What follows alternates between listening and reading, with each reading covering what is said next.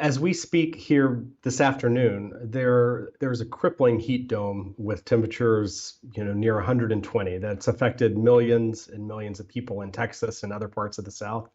Um, Heat waves, as you know, heat causes more deaths each year than any other Yes. weather event. Correct me if I'm wrong.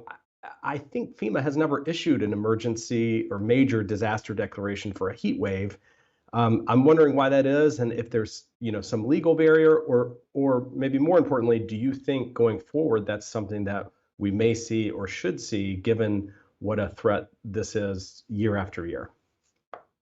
You're right, Brady. Heat is the number one natural hazard killer across the United States, and we are seeing a continued increase in the number of heat domes that different communities are experiencing. I remember one of my first few weeks on the job and having a conversation with the governor of Oregon about the heat domes that she was experiencing there and the impact it was having on people.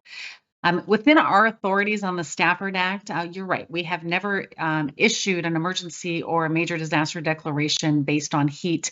And a lot of that has to do with what is it that we're going to actually provide in a monetary sense, or bringing in the rest of the federal government to support it. But we do have a role, I think, in the heat conversation, and that's through preparedness, and that's through our mitigation funding.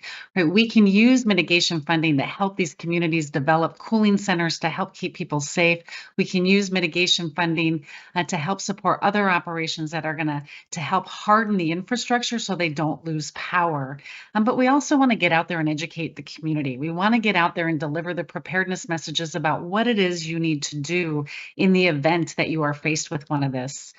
Just because we don't necessarily have the authorities right now within the Stafford Act, that doesn't mean that we are not, that we're sitting idly by. In fact, our Region 5 regional administrator hosted our first ever heat summit a few months ago in Chicago to really talk about what are the impacts and the hazards from heat, what role can FEMA play to help communities better withstand what they're seeing with these types of heat events that we're seeing across the country.